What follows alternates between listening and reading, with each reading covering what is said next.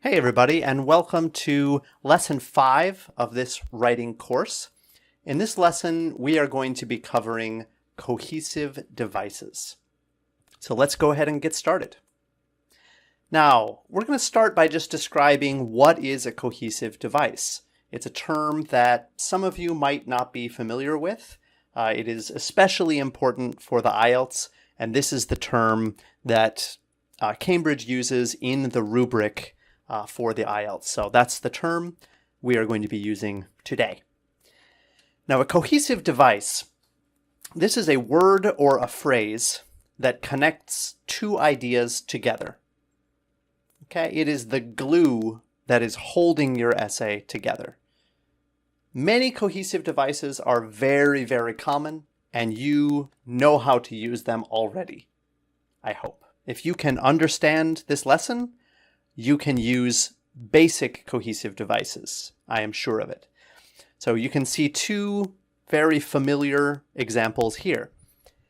Each city must have parks and other green spaces for people to relax in. So and is a cohesive device. While fashion is important to some people, many others do not pay it any mind whatsoever. So the word while in this case is a cohesive device that shows contrast. Right? Fashion is important, others do not pay it any mind. Okay? Contrasting those two ideas. Cohesive devices, they're important for several reasons. The biggest thing is that in order to get a good score on the coherence and cohesion part of the writing rubric, that's 25% of your writing score, you need to use cohesive devices naturally and accurately. Okay, so improper use of cohesive devices can also affect your score in other ways. Your task achievement score, for example. Okay, if the logic of your essay is faulty or incorrect or strange because of misuse of cohesive devices, your task achievement score is also going to go down. In addition, using cohesive devices accurately is a grammatical skill as well. So your grammatical range and accuracy score could also be affected. This is why we really need to spend an entire lesson dedicated to cohesive devices, because using them badly will totally kill your score. It's a huge problem for a lot of students on the IELTS. Just 2 or 3 mistakes can take you from a band 7 down to a band 5.